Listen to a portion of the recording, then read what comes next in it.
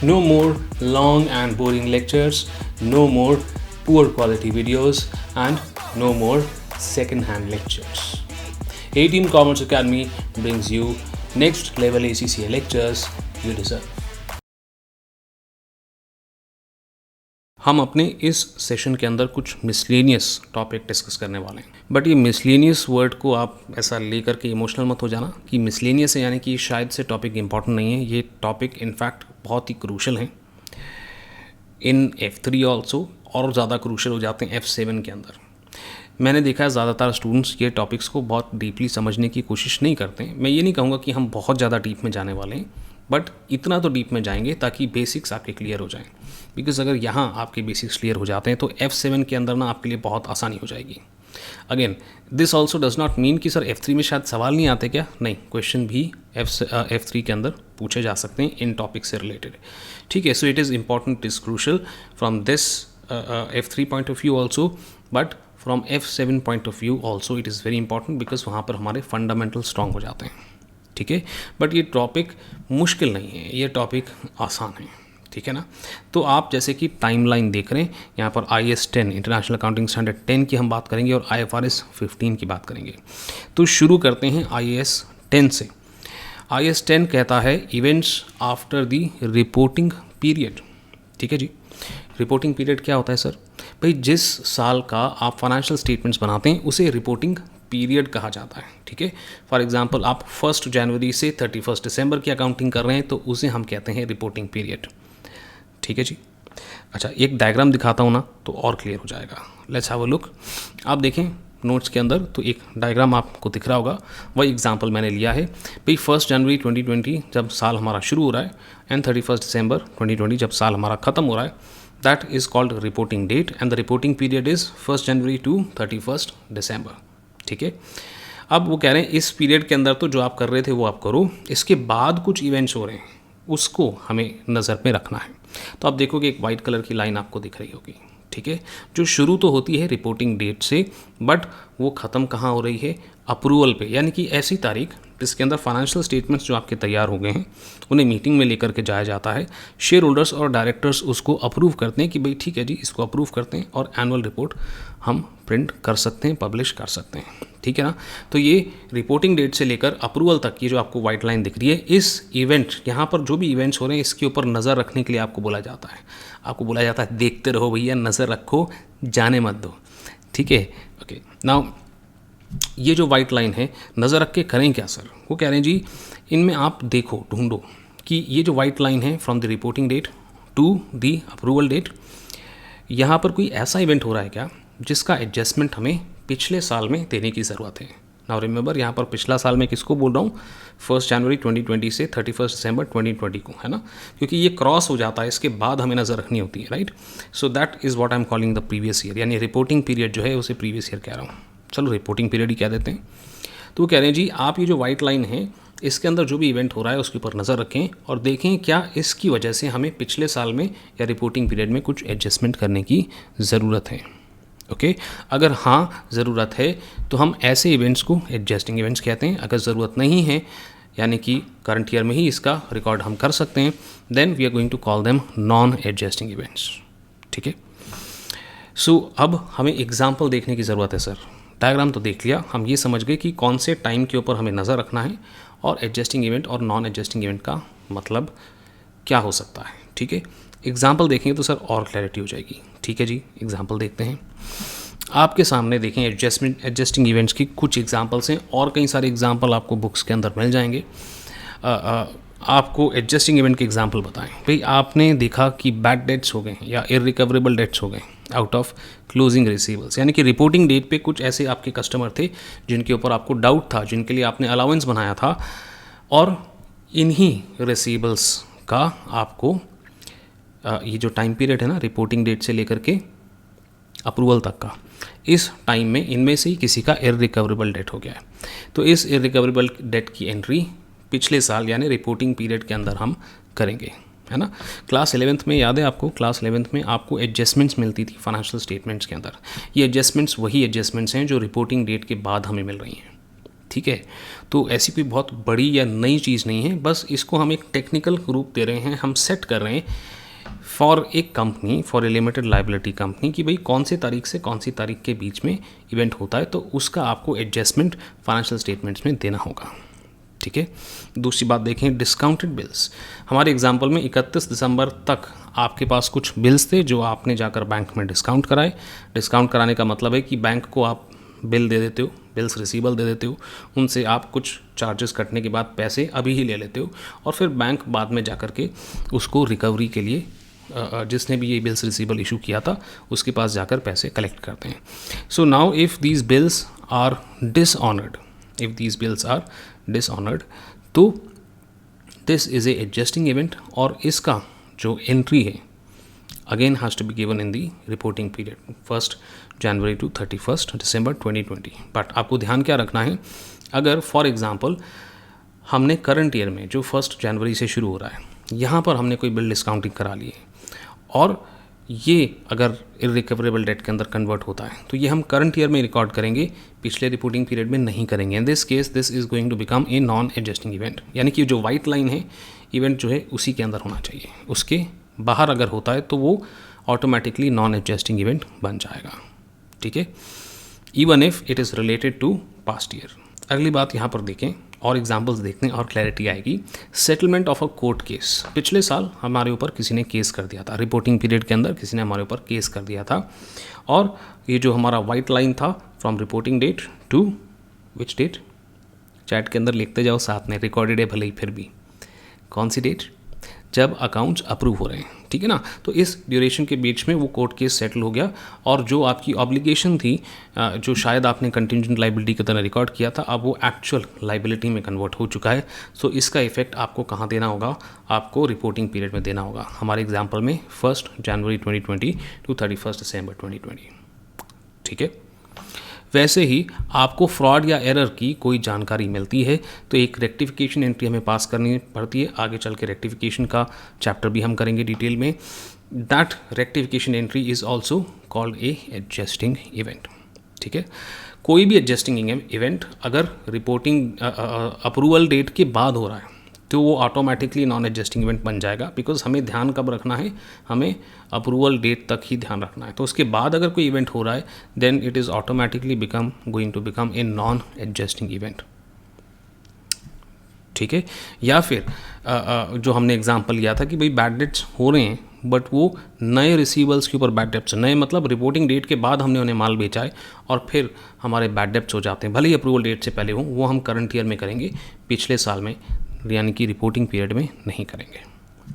ठीक है, so very easy to identify adjusting और नॉन एडजस्टिंग इवेंट। सबसे पहले तो एक टाइम ड्यूरेशन है हमारे पास, the white line that you have to be careful of, और फिर आपको दूसरा ये देखना है कि जो इवेंट हो रहा है क्या वो पिछले साल से रिलेटेड है। ये दो चीज़ें अगर आप देख लेते हैं तो आप डिसाइड कर सकते हैं whether it is a adjusting और ए नॉन एडजस्टिंग इवेंट। ठीक है, ओनली दीज टू थिंग्स। तो चलें अपनी नॉलेज को अप्लाई करके देखें और आइडेंटिफाई करें एक क्वेश्चन के अंदर। देखें एग्जाम में सवाल कैसा आता है। Now you look at this particular question जिसके अंदर आपको 4 अलग अलग इवेंट्स दे करके रखे हुए और आपसे सवाल में पूछा है which of the above would not result in an adjustment of the amount recognised in the financial statements of break company, है ना। नॉट पूछा, नॉट यानी कि नॉन एडजस्टिंग इवेंट कौन सा है ये वो आपसे पूछना चाह रहे हैं। ठीक है, सो ऐसा नहीं एग्जाम में आपको हमेशा एडजस्टिंग इवेंट आइडेंटिफाई करने के लिए बोलेंगे, वो आपको नॉन एडजस्टिंग इवेंट भी आइडेंटिफाई करने बोल सकते हैं। ठीक है, चलो एक एक करके देखें। पॉइंट नंबर 1 देखें, वो कह रहे हैं जी 13 दिसंबर X8 को आग लग गई और इन्वेंट्री जो हमारा प्रेमाइसिस के ऊपर पड़ा था उसमें आग लग गई और डायरेक्टर्स ने चेक किया और उन्हें ऐसा लगा कि जो ब्रेक्स कंपनी है अब हम उसे चला नहीं पाएंगे, यानी कि जो कंपनी के हम डायरेक्टर हैं वो अब आगे जा कर के नहीं चलेगी, ऐसा उनको रियलाइज़ हुआ है। तो सबसे पहले एडजस्टिंग है या नॉन एडजस्टिंग, उसके लिए आपको क्या देखना है, आपको देखना है कि ये वो वाइट लाइन के अंदर इवेंट हो रहा है क्या। तो वो वाइट लाइन डिटरमाइन करने के लिए हमें चाहिए रिपोर्टिंग डेट और क्या चाहिए हमको, we also need the date of approval. ठीक है, रिपोर्टिंग डेट यहाँ पर 30 सितंबर X8 है। ठीक है। तो 30 सितंबर से हम शुरू करेंगे और date of approval is 14 December X8, ठीक है। तो इस बीच के अंदर इवेंट होना चाहिए। तो ये इवेंट एग्जैक्टली 13 दिसंबर को हो रहा है, which basically is within the reporting within the events occurring after the reporting date, ठीक है। तो ये डेट में तो आ रहा है, ठीक है। अब हमें ये चेक करना है क्या इससे रिलेटेड क्या ये हमारे पिछले साल से रिलेटेड है। So the answer is going to be yes. Why the answer is going to be yes?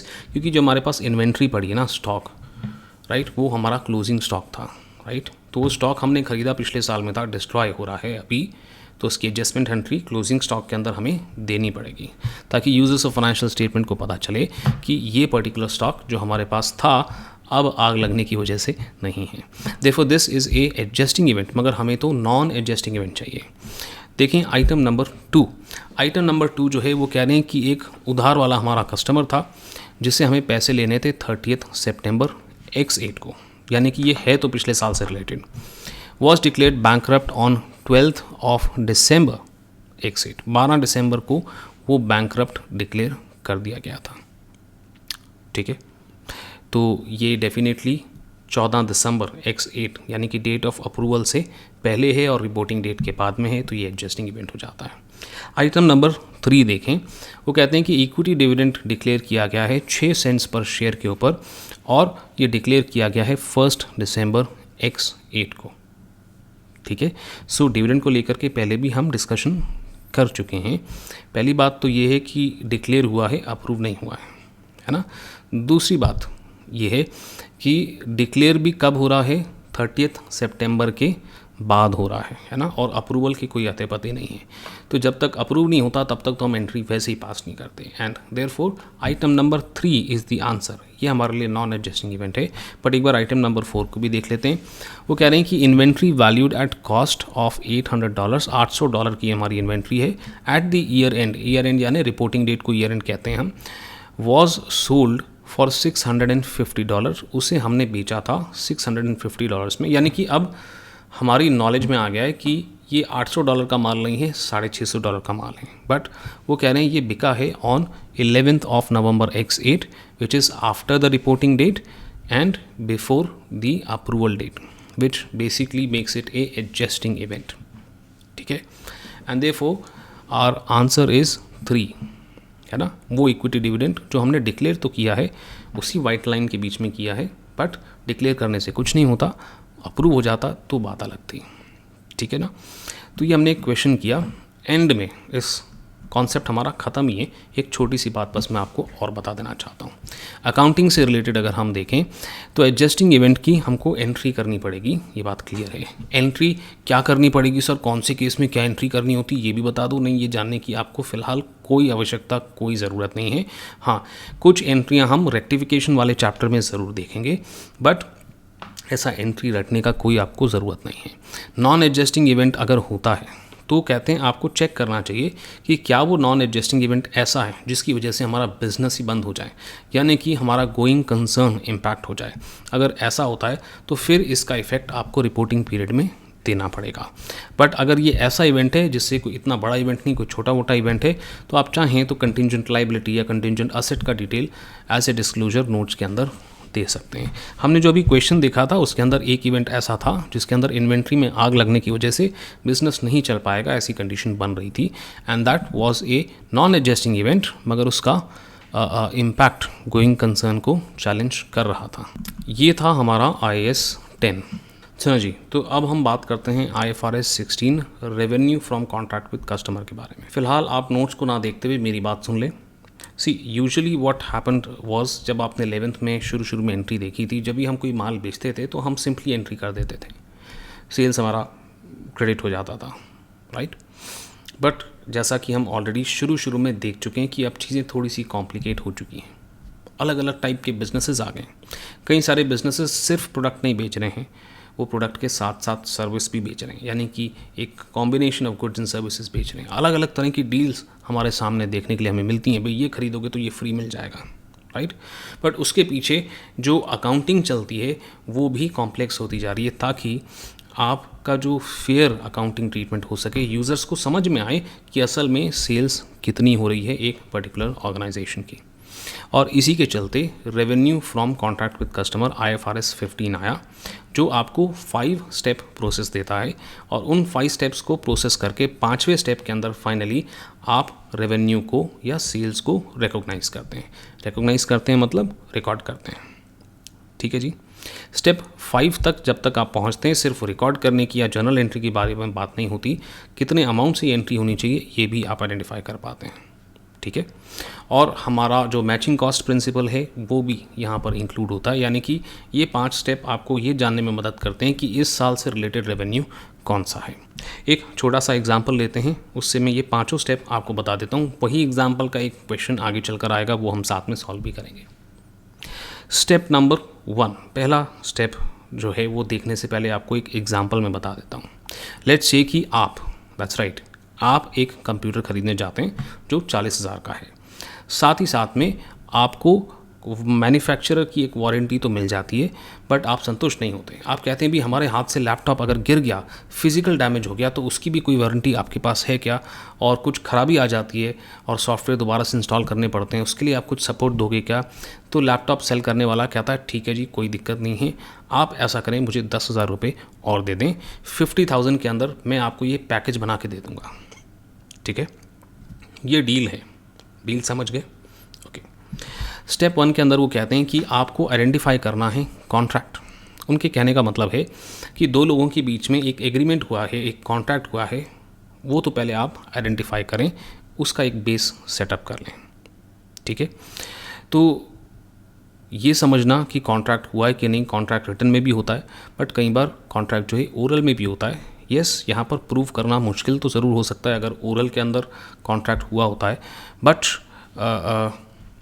Contract हुआ है कि नहीं दो या दो उससे ज़्यादा लोगों के बीच में, ये प्रूव करना इज़ ए डिफरेंट मैटर। ठीक है, so the first thing is to identify the contract.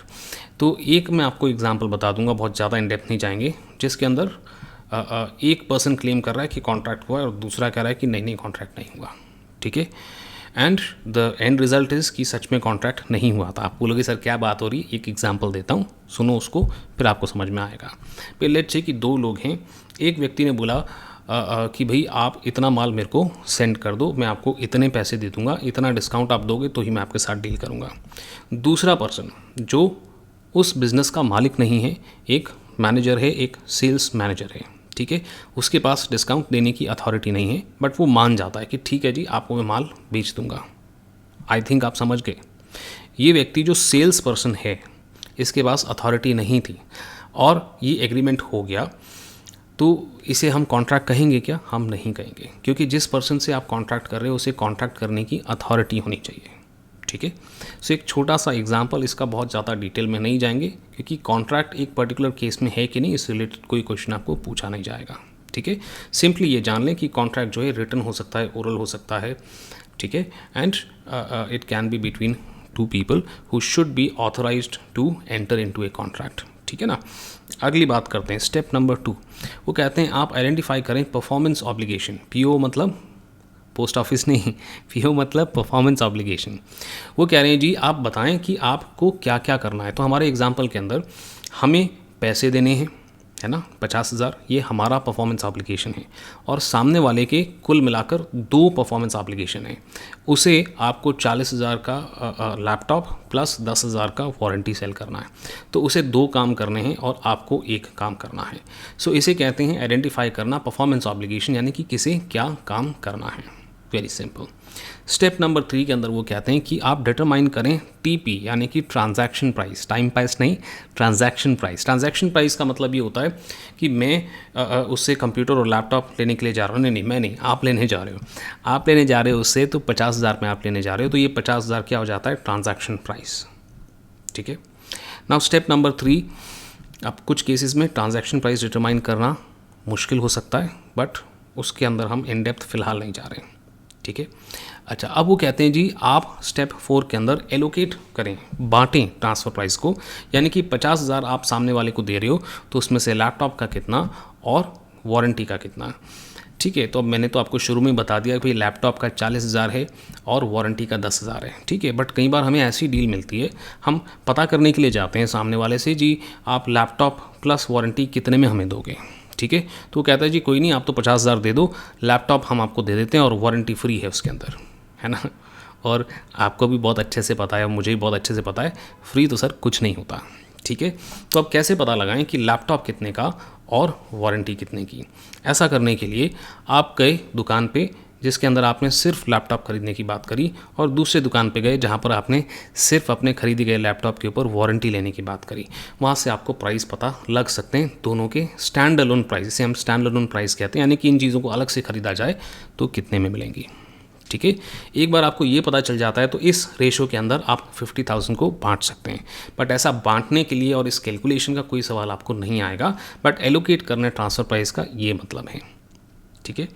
Now step number 5 को थोड़ा डिटेल में हम डिस्कस करेंगे। स्टेप नंबर 5 कहता है कि अब आपको पता चल गया ना क्या चीज़ कितने की है, अब आप उसको रिकॉर्ड कर लो, यानी कि रेवेन्यू अकाउंट को। तो अब ये किसके पॉइंट ऑफ व्यू से बात करें, आपके पॉइंट ऑफ व्यू से बात नहीं कर रहे, आप जिससे लैपटॉप और वारंटी ले रहे हो उसके पॉइंट ऑफ व्यू से बात करें कि भाई वो सेल्स कब रिकॉर्ड करेगा, ठीक है। तो अब नॉर्मली जैसा हमें पता था कि सर लैपटॉप और वारंटी तो हमने ले ली तो वो 50,000 की सेल्स रिकॉर्ड कर लेगा ना, क्या दिक्कत है, ठीक है। बट इतना इसके अंदर सिंपल नहीं है, मतलब मुश्किल भी नहीं है, बट इस तरह से हम काम नहीं करते। देखें कैसे काम करते हैं। आप पीछे मेरे जो नोट्स आपको दिख रहे हैं उसकी तरफ ज़रा नज़र डालें। सबसे पहली बात तो हम कर रहे हैं यहाँ पर इंडिकेटर ऑफ कंट्रोल। वो कहते हैं कि कंट्रोल पास होना चाहिए, यानी कि लैपटॉप और वारंटी जो दो चीज़ें, एक गुड और एक सर्विस जो आपको मिल रही है, उसके अंदर आपका कंट्रोल कब ट्रांसफ़र हो रहा है, ठीक है ना। तो सर कंट्रोल का मतलब क्या है? कंट्रोल का मतलब ये है कि उस पर्टिकुलर लैपटॉप और उस गुड्स या उस सर्विसेज को रिसीव करने के लिए आप क्या हैं, आप हकदार हैं, ठीक है। बहुत बेसिक तरह से आपको समझाने की कोशिश कर रहा हूँ। आप इस तरह से हकदार हैं कि आप चाहें तो उस लैपटॉप को खुद इस्तेमाल कर लें, या फिर उस लैपटॉप को किस तरह से इस्तेमाल किया जाना चाहिए ये डायरेक्ट करने की पावर आपके अंदर होनी चाहिए। ये कंट्रोल की डेफिनेशन है, इसे आपको रटने की, जानने की बहुत ज़्यादा इन डेप्थ ज़रूरत नहीं है। फिलहाल ये जान लें कि जब जब आपके पास एक पर्टिकुलर आइटम का कंट्रोल कस्टमर के पास जाता है तब ही आप रेवेन्यू को रिकॉग्नाइज कर सकते हैं, ठीक है। तो हमारे एग्जाम्पल के अंदर 2 परफॉर्मेंस ऑब्लिगेशन थे। जैसे ही आप 50,000 देंगे आपको लैपटॉप तुरंत मिल जाएगा। इसका मतलब क्या हुआ, आपका पहला परफॉर्मेंस ऑब्लिगेशन कंप्लीट हो गया क्योंकि लैपटॉप का कंट्रोल आपके हाथ में आ गया है उसी वक्त। बट वारंटी का कंट्रोल आपके पास उसी वक्त नहीं आता है। लॉजिक क्या है सर, वारंटी भी तो मिल गई हमको। भाई वारंटी आपको 12 महीने की मिली है, आपने डे 1 पे ही 12 महीने कंप्लीट हो गए क्या? नहीं, 12 महीने तो 12 महीने में कंप्लीट होंगे ना। लेट्स से कि आपका साल 2 महीने में ही ख़त्म होने वाला है, तो 2 महीने में 12 महीने की वारंटी ले ली आपने, इस्तेमाल कर ली, ऐसा कह सकते हो क्या? नहीं, क्यों कहेंगे सर, हम बहुत समझदार हैं। हम तो यही बोलेंगे अभी 2 महीने ही निकले हैं, अगले साल के 10 महीने और निकलेंगे, right. And that is what we call revenue over a period of time. यानी कि अगर आप कोई ऐसी आइटम रिसीव कर रहे हो जिसे over a period of time आप रिसीव करोगे, एक बार में रिसीव नहीं करोगे, तो रेवेन्यू भी आपको इसी तरह से रिकॉर्ड करना चाहिए। हमारे एग्जाम्पल के अंदर जो वारंटी हमारे पास आ रही है वो 12 महीने की है, और लेट्स से कि साल हमारा 2 महीने में ही ख़त्म हो रहा है, ठीक है। देयरफॉर 10,000 पूरा जो कंप्यूटर वाला है वो सेल्स की तरह नहीं रिकॉर्ड कर पाएगा। वो 10,000 मल्टीप्लाइड बाय 2 डिवाइडेड बाय 12, यानी कि जो भी अमाउंट आ रहा है आप निकाल लें, उतना ही वो रिकॉर्ड करेगा, ठीक है। सो लैपटॉप का 40,000 तो वो रिकॉर्ड कर लेगा, मगर वारंटी का केवल 2 महीने का अमाउंट ही वो रिकॉग्नाइज कर पाएगा, क्योंकि वारंटी का पूरी तरह से कंट्रोल कस्टमर के हाथ में अभी नहीं आया है, ठीक है। तो दोनों चीज़ें हम देख लें। सबसे पहले तो ये देख लें कि कंट्रोल का मतलब क्या है, कंट्रोल ट्रांसफ़र हो गया है वो हम कैसे पता लगा सकते हैं। तो पहला एग्जांपल आपको दे रखा है कि प्रेजेंट राइट ऑफ पेमेंट, यानी कि जिसने भी आपको लैपटॉप दिया है अब वो आपसे पैसे मांगने के लिए हकदार है, ठीक है। तो उसके पास हक है पैसे मांगने का। दूसरी बात है लीगल टाइटल, उसने लैपटॉप आपको दे दिया है, बिल विल फाड़ के उसमें अपना आपका नाम साइन वाइन करके दे दिया है, तो अब उस लैपटॉप के मालिक आप हुए, है ना। तो ये लीगल टाइटल होता है। लीगल टाइटल के अंदर एक प्रॉपर्टी का एग्जांपल भी ले सकते हैं कि प्रॉपर्टी आपकी तब होती है जब आपका एक प्रॉपर एग्रीमेंट हो जाता है, साइन वाइन हो जाता है, तब आपके पास लीगल टाइटल आता है और उसकी रजिस्ट्री हो जाती है, राइट।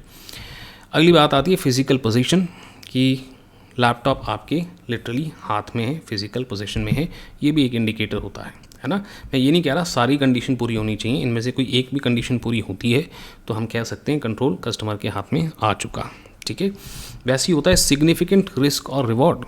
इसका मतलब वो लैपटॉप से आप भले ही उसके ऊपर काम कर रहे हैं या वीडियो बनाकर उसके ऊपर एडिट कर रहे हैं और उससे तगड़ी कमाई कर रहे हैं, तो जो भी आपका रिवॉर्ड आपको मिलना है वो आप ही को मिलना है, वो उस व्यक्ति को नहीं मिलेगा, है ना। और लैपटॉप गिर करके टूट जाता है तो ये रिस्क भी आप ही का है। सो जैसे ही ये रिस्क और रिवॉर्ड सिग्निफिकेंट रिस्क और रिवॉर्ड आपके पास ट्रांसफ़र हो जाता है तो आप बोलेंगे कंट्रोल ट्रांसफ़र कस्टमर को हो चुका, और अब हम लैपटॉप का कम से कम 40,000 रिकॉर्ड कर सकते हैं। वैसे ही कस्टमर ने असेट को एक्सेप्ट भी करना चाहिए, ठीक है। सामने वाला ज़बरदस्ती आपके हाथ में लैपटॉप पकड़ा के ऐसे पीछे हट गया, बोले पोजीशन आ गया आपके पास, आपका हुआ है, तो ऐसे काम नहीं चलेगा। आप बोलोगे भैया मेरे हाथ में तो है बट मेरा नहीं है, मुझे नहीं चाहिए, ठीक है जी। सो कस्टमर ने असेट को एक्सेप्ट भी करना चाहिए। तो ये कुछ इंडिकेटर्स हैं जिससे हम पता लगा सकते हैं कि कंट्रोल सच में ट्रांसफ़र हुआ है कि नहीं। क्यों पता लगाना है सर कंट्रोल का? क्योंकि जब कंट्रोल ट्रांसफ़र होता है तो ही सेल्स की एंट्री आप करोगे, और जिस चीज़ का कंट्रोल ट्रांसफ़र हुआ है उसी का ही आप अमाउंट जो है रिकॉर्ड कर सकते हैं, ठीक है। और अगली बात हमने इसके अंदर जो करनी थी that is revenue over a period of time. तो इसके अंदर भी 3 में से कोई भी एक कंडीशन पूरी होती है तो हम समझ जाते हैं कि रेवेन्यू एक साथ रिकॉग्नाइज़ नहीं करना, इंस्टॉलमेंट में रिकॉग्नाइज़ करना है, ठीक है। सो हमारा जो केस था वारंटी वाला उसके अंदर इंस्टॉलमेंट में करना था, ठीक है। वैसे और भी एग्जाम्पल हो सकते हैं भाई, जैसे वर्क इन प्रोग्रेस, जैसे कि बिल्डिंग आप बना रहे हैं, बिल्डिंग 1 साल में तो बन नहीं जाती, थोड़ा थोड़ा करके उसमें कंस्ट्रक्शन होता है, 3 साल 5 साल 7 साल के अंदर वो बिल्डिंग तैयार होती है। तो जो भी बिल्डिंग बना रहा है, जो ठेकेदार है, वो सारा का सारा रेवेन्यू एक साथ रिकॉग्नाइज़ नहीं करता, वो वेट नहीं करता 5 साल 7 साल की, वो हर साल थोड़ा थोड़ा प्रॉफिट रिकॉर्ड करता चला जाता है, ठीक है। तो हमारे एग्जाम्पल के अंदर वारंटी जो है over a period of time है। क्यों? क्योंकि उसके अंदर जैसे ही सर्विस आपको प्रोवाइड हो रही है आप सर्विस को रिसीव कर रहे हैं साइमल्टेनियस। सर्विस का ये फीचर है, पता है ना आपको भाई। जैसे आप रेस्टोरेंट गए हो, आपने ऑर्डर किया और आपके पास खाना आ गया, तो ऐसा नहीं हम अगले साल खाएंगे, खाते तो हम उसी साल है ना।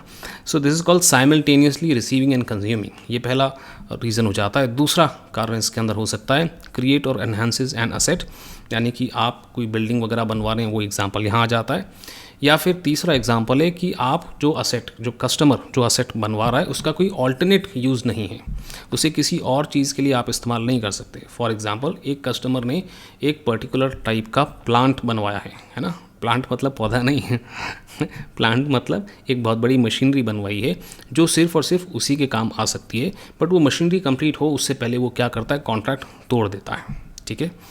तो अब वो जो प्लांट अभी तक बना है किसी और को बेचा नहीं जा सकता, यानी कि जो व्यक्ति उसे बना रहा था वो रेवेन्यू की तरह क्या रिकॉर्ड करेगा।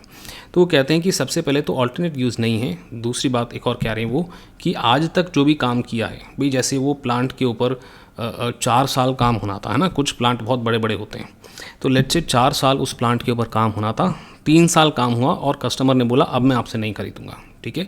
तो अगर आपने कॉन्ट्रैक्ट इस तरीके का करा है कि 4 साल की बजाय 3 साल का काम हुआ तो 3 साल के पैसे तो दो।